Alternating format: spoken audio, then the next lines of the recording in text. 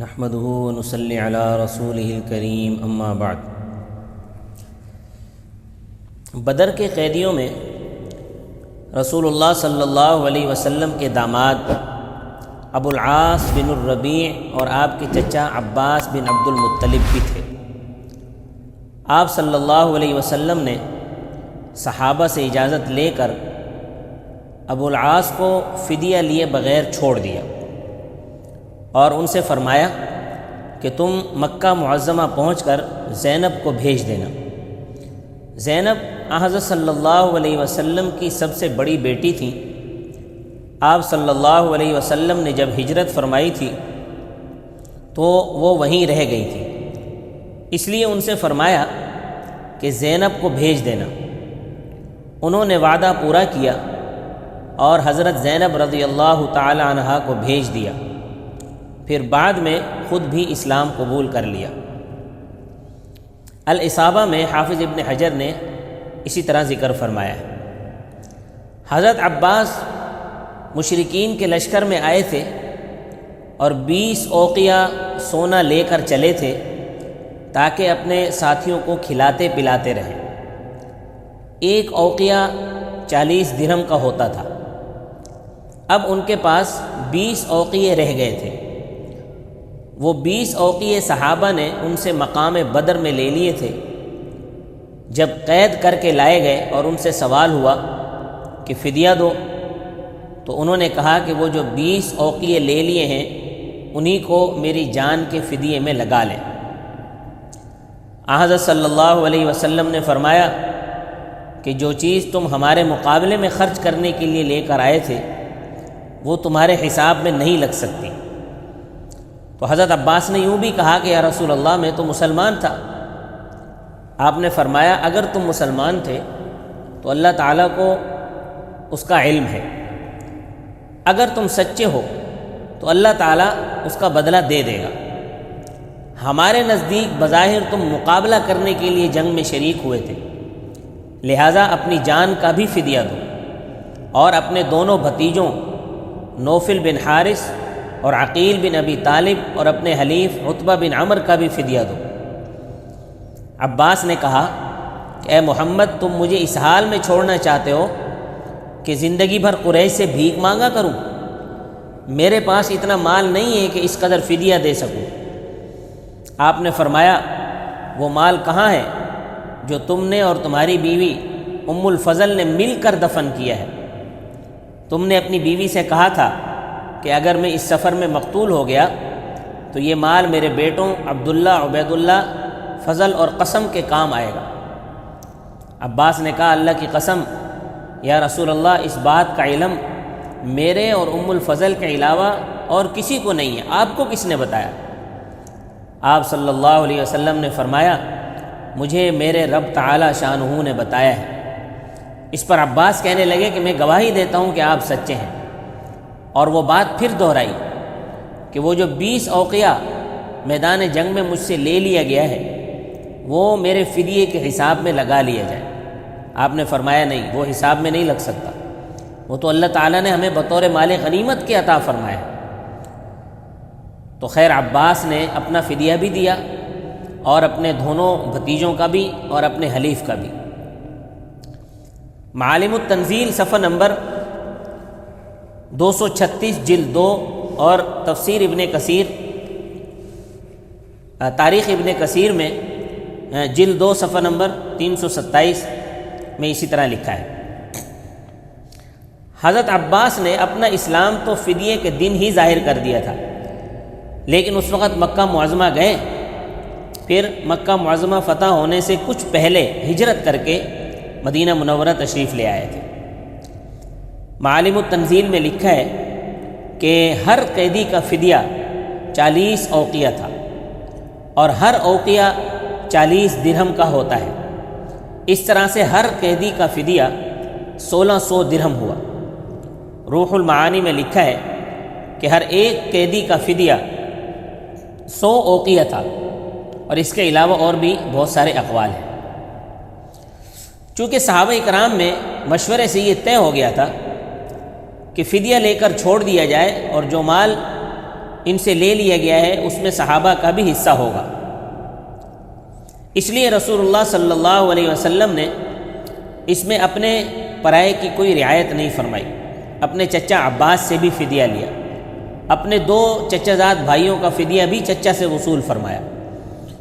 انہوں نے یہ جو کہا کہ میں مسلمان تھا، زبردستی جنگ میں شریک کر لیا گیا، تو اس کے جواب میں آپ صلی اللہ علیہ وسلم نے صاف طور پر فرما دیا کہ دلوں کا حال تو اللہ جانتا ہے، ہم ظاہر پر قانون نافذ کرنے والے ہیں، تم مخالفین کے ساتھ لڑنے والوں میں شامل ہو کر آئے تھے، قیدی ہو گئے، ہم تو فدیہ لے کر ہی چھوڑیں گے، لہٰذا ان سے فدیہ لیا۔ صحیح بخاری صفحہ نمبر 428 جلد 1 میں ہے کہ انصار میں سے بعض صحابہ نے عرض کیا، یا رسول اللہ آپ اجازت دیجئے کہ ہم عباس کی جان کا بدلہ چھوڑ دیں۔ آپ نے فرمایا نہیں، 1 درہم بھی نہ چھوڑو، اور اپنے داماد ابو العاص ابن الربیع کا جو فدیہ چھوڑا وہ بھی حضرات صحابہ سے اجازت لے کر چھوڑا تھا۔ یہ قانون میں مساوات اختیار کرنے کا ایک نمونہ ہے۔ لوگ مساوات کا نام تو لیتے ہیں، لیکن جب اپنے پرائے کا سوال آتا ہے تو مساوات بھول جاتے ہیں۔ قانون غیروں کے لیے ہوتا ہے، اپنی جان اور اپنے لوگ قانون سے بالاتر ہو جاتے ہیں، یہ اسلام کے طریقے کے خلاف ہے۔ قرآن کریم میں غزوہ بدر کا جو تذکرہ فرمایا اس کا بیان آیات کی تفسیر میں میں نے کر دیا ہے۔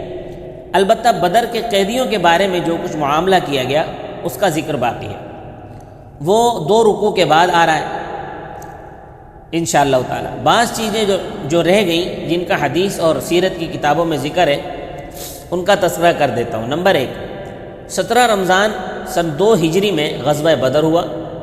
نمبر 2، مسلمانوں کی تعداد 313 تھی، جن میں مہاجرین کی تعداد 76 تھی اور باقی انصار میں سے تھی، اوس میں سے بھی اور خزرج میں سے بھی۔